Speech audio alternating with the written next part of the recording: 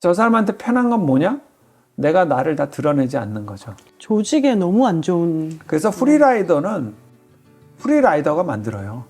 제가 리더에 대해서 집중하게 된 이유 중에 하나는 리더가 정말 중요한 롤 모델이거든요. 그러니까 자기 리더가 프리라이딩을 하는데 한판 놀면서도 연말 되면 성과급을 받아요. 그럼 그걸 벤치마킹 하죠. 저 옆에 리더는 열심히 일하는데 그걸 잘 못해서 그냥 고생만 해요. 그럼 뭐 누구를 본받겠어요? 나쁜 거 배우는 게 더 쉽거든요. 프리라이더가 돼요. 무능한 리더의 제일 큰 문제점은 결국 조직을 속여요. 데리고 있는 같이 일하는 팀원들도 묶어서 내 카테고리에서 속여요. 지금은 속이죠. 근데 오래 가진 못하죠. 제대로 된 회사라면. 어쩌면 그래서 회장님들이 더 직원을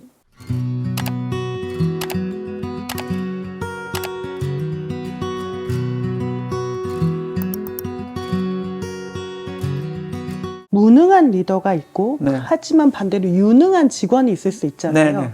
그런 유능한 직원을 축소 복사한다고 그렇죠. 얘기를 하셨어요. 네네. 그런 무능한 리더들이 보이는 전형적인 그런 행동이 있을까요? 그 유능한 리더를 내 수준까지 끌어내리죠. 일단 하향 평준화. 나보다 네. 튀는 건 못 참으니까. 잘하는 것도 못 참고. 네, 끌어내리죠. 비극이다. 네, 네. 끌어내려요. 나랑 맞추란 말이야 라고 하면서 끌어내려요. 말은 그렇게 안 하고 오히려 내 의견대로 이렇게 맞춰서 일해야 될 거 아니야 라고 하는데 그건 종종 축소복소죠. 하향, 다운그레이드 시키는 거죠. 두 번째는 일을 안 해요. 일을 하면 능력이 드러나니까. 이런 이유 저런 이유를 대서 일을 안 해요. 저분이 바빠서 일을 안 하나? 근데 알고 보면 능력이 안 돼서 일을 하는 경우들도 있었어요. 안 하세요? 안 하세요? 뭐 이거 뭐 하라고 하시던데 저한테도 누가 얘기하시던데 막 그러면 가만히 있어봐 뭐 그러다가 나중에 전날 실은 내가 못하겠어. 실력이 안 되네 고백하는 날도 있고요. 내가 이 일은 어떤 네트워크를 활용해서 잘해보겠다. 네트워크도 능력이니까요. 막 얘기해서 다 믿고 있었는데 전날 그 사람 몰라 라고 얘기하는 거랑 똑같죠. 그래서 일을 안 하는 거, 업무 회피가 있고요. 세 번째는 이제 프리라이딩을 하는 거죠. 남이 한 일에 얹혀 타는 거. 그러면 능력이 있어 보이고 무능함이 희석되니까 TF마다 꼭 그렇게 밥숟가락을 얹으시고 제일 싫어하는 게 공정한 배분을 제일 싫어해요. 뭔가 이렇게 가리마가 쳐져서 네. 이 사람은 30% 기여하겠고 이 사람은 20% 이거 제일 싫어해요. 그냥 우리가 한 일이에요. 팀이 한 일. 퉁쳐서 얘기하죠. 다운그레이드 시키는 거, 일을 안 하는 거, 퉁쳐서 평균화 시키는 거. 직원들은 생각을 하게 되죠. 아주 공부를 잘 못하는 초딩들도요. 잘 가르치는 선생님과 못 가르치는 선생님을 안 돼요. 난 공부 안 하지만 저 선생님 잘 가르치는 건 아는 거예요. 저 사람은 나의 성장을 싫어하는구나. 감이 못 되는구나. 네. 저 사람한테 편한 건 뭐냐? 내가 나를 다 드러내지 않는 거죠. 조직에 너무 안 좋은. 그래서 프리라이더는 프리라이더가 만들어요. 제가 리더에 대해서 집중하게 된 이유 중에 하나는 리더가 정말 중요한 롤 모델이거든요. 그러니까 자기 리더가 프리라이딩을 하는데 한판 놀면서도 연말 되면 성과급을 받아요. 그럼 그걸 벤치마킹 하죠. 저 옆에 리더는 열심히 일하는데 그걸 잘 못해서 그냥 고생만 해요. 그럼 뭐 누구를 본받겠어요? 나쁜 거 배우는 게 더 쉽거든요. 프리라이더가 돼요. 무능한 리더의 제일 큰 문제점은 결국 조직을 속여요. 데리고 있는 같이 일하는 팀원들도 묶어서 내 카테고리에서 속여요. 지금은 속이죠. 근데 오래 가진 못하죠. 제대로 된 회사라면. 어쩌면 그래서 회장님들이 더 임원을 의심하는 수도 있어요. 나쁜 결과가 안 일어나려면 시스템이 굉장히 중요해요. 누군가 프리라이드를 하고 누군가 팀원들을 다운그레이드하고 또 누군가 일을 안 하고 했을 때 그것을 발견해 주려면 시스템이 있어야 돼요. 시스템이 잘 돼 있다면 절대 오래 못 가거든요. 또 리더 스스로 그런 시스템을 만들 수도 있고요. 무능한, 무지한 리더들이 걸러져요. 직장인들이 네. 많이 가지는 불만 중 하나가 있다면 팀장님, 우리 대표님 도대체 무슨 생각이신지 모르겠어요 일 것 같아요. 리더가 이미 불통하고 있다는 거잖아요. 그분들 정신 번쩍들게 하는 조언 한 3가지 알려주신다면요. 네. 팀원이 팀장에게 물었어요. 리더에게 물었어요. 어떤 분이세요? 나 ENFP. 뭐 이러잖아요. 그거 말고요. 리더로서. 리더로서 어떤 사람이세요? 나쁜 대답들이 있어요. 지켜보면 알 거야. 또는 나하고 같이 일했던 팀원에게 물어봐. 이런 거 다 나쁜 대답인데요. 진짜 제일 나쁜 대답은 이겁니다. 나도 날 잘 모르겠어. 난들 나를 알겠니? 이런 거예요. 자기 성찰이 부족해서 자기가 어떤 사람인 줄 모르는 거예요. 사실 사람은 이렇게 업앤다운이 계속 있잖아요. 근데 그 와중에 늘 중요한 게 나를 돌아보는 것 같아요. 불편한 진실과 대면해서 나 일희일비하는 사람이지. 나 뭐가 되면 되게 좋아하지. 불편한 진실을 대면해서 성찰해야 되고요. 문성은 어떤 사람인가? 제가 저를 막 이렇게 돌이켜보면 그 중에 하나가 일희일비하더라고요. 이런 거 맛있는 거 먹으면 너무 지금 기분이 좋고요. 두 번째는 그걸 공유해 버릇하지 않아서 습관이 안 된 거죠. 어떤 생각하세요? 쫙 풀어놓을 수 있어야 된다. 꼰대가 되라는 얘기가 아니에요. 짧지만 강력하게 풀어놓을 수 있어야 돼요. 내가 날 모르고요. 생각도 안 해봤고요. 얘기도 안 해봤고요. 그냥 나 혼자 숨기고 사는 거죠. 네. 팀원과 리더는 겉돌기 시작해요. 가장 큰 리더의 책임이 하나 있어요. 뭐냐면 의무감을 잊었다는 거죠.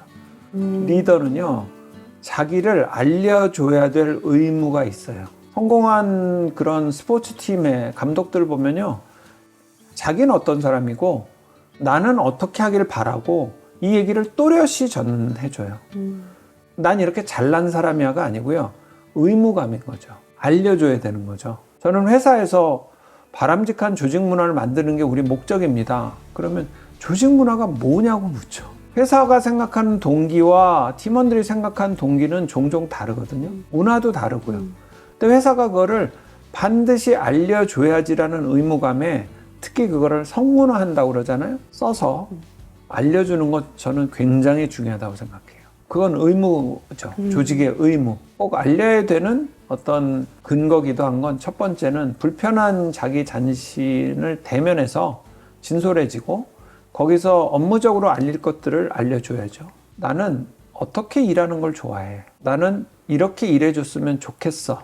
라든지 또렷이 얘기를 하셔야 되고 그건 의무예요. 만약에 어떤 회사 워크숍을 한다면 정말 그런 워크숍을 한번 해보고 싶어요. 아주 주요 리더들한테 어떤 사람인지 발표하게 하는 거예요. 진짜 솔직히 네. 난 어떤 사람이다. 그러면 그 사람들의 일하는 방식과 판단 기준이 모여서 결국 그 조직 문화가 되는 거거든요. 불통인 리더 밑에서 일하기 어려운 이유는 회의를 2번씩 하게 돼요. 네. 리더가 얘기를 했는데 다시 모이죠. 또 회의를 해요. 해석하는 회의를. 근데 또렷하게 성찰하고 자기를 알리고 공유하고 의무적으로 한다면 그러면 아마 팀원들이 일하기 훨씬 좋을 거예요. 뭐 리더 같은 경우 내가 꼰대가 아닐까 이런 고민도 하실 거고, MZ세대 세대 차이 같은 그런 문제들도 있고, 그런 다양한 캐릭터들이 존재하는 곳이 조직이잖아요. 다양한 사람들을 끌어안는, 조화롭게 끌어안는 그런 리더십이라는 게 있을까요? 없을 것 같은데요. 그냥 다양한 팀원들을 다 끌어안는 조화로운 리더십은 없을 것 같아요. 넷플릭스의 리드 헤스팅스가 얘기했죠. 가족으로 회사를 얘기하는 건 틀린 것 같다. 여러분, 여동생이 일 못한다고 여동생을 가족에서 해고하느냐. 인그룹은 나와 성과가 좋고 나와 합이 맞고 조직의 가치와 잘 정렬되는, 나랑 잘 맞고 성과를 잘 내는, 객관적으로도 그런 직원들. 아웃그룹은 아무리 해도 나랑 안 맞고 일도 못 만들어내고 조직의 가치랑 동떨어져 있는 직원이죠. 근데 결국 사람이 건강해지는 건 뭐냐면 중립균, 있으나 없으나 똑같은 균을 유익균으로 만드는 거죠. 그게 사람이 건강해지는 거죠. 내 몸엔 독소가 하나도 없어. 이건 불가능하대요. 회사에도 그렇게 인그룹과 아웃그룹이 늘 존재하는데 아웃그룹을 인그룹으로 늘 많이 넘어오게 해야 돼요. 다 잘하는 사람이나 못하는 사람이나 그냥 끌어안는 게 아니고요. 리더에게 필요한 건 주관과 객관의 균형 감각이 똑같이 필요할 것 같아요. 내가 생각하는 인그룹은 이거야. 근데 그게 나만의 인그룹이면 잘못하면 줄 세우기가 되죠. 여기서 객관성은 뭐냐면 조직의 가치와 부합하는지, 특히 조직이 바라는 성과를 내고 있는지죠. 나와 케미도 맞고 협조적이라고 생각하는 건 주관적이죠. 좋은 리더는 주관과 객관의 균형 같아요. 나쁜 리더는 둘 중에 하나만 강한 거예요. 성과만 잘 내는 직원 무조건 최고라고 보는 거죠. 그러면 성과주의가 되고요. 잘못하면 팀원을 성과를 위한 도구로 보게 되는 거죠. 근데 조직엔 가치라는 게 있고요. 문화라는 게 있고요. 저랑 성격이 굉장히 잘 맞았던 팀원이 있어요. 분명히 인그룹이에요. 근데 성과는 없었어요. 잘 맞기만 했지. 특히 조직을 위해서 일을 하거나 이런 건 없었어요. 저를 위해선 잘했어요. 나한텐 참 잘하는데 회사엔 못하는 거죠. 그 친구는 인그룹이 될 수가 없죠. 제가 리더로서 볼 때 늘 아웃그룹이죠. 성격 좋은 사람을 뽑을까요? 능력 좋은 사람을 뽑을까요? 그러면 정답은 둘 다 뽑으면 안 되죠. 성격도 좋고 능력도 좋은 사람만 뽑아야 되죠. 그게 주관과 객관이죠. 리더는 자기의 주관이 또렷해야 돼요. 객관적인 성과를 제대로 볼 수 있는 객관적인 시각 50%. 그게 제일 중요한 것 같아요. 냉장고 같은 거 사면 객관이 100이겠죠.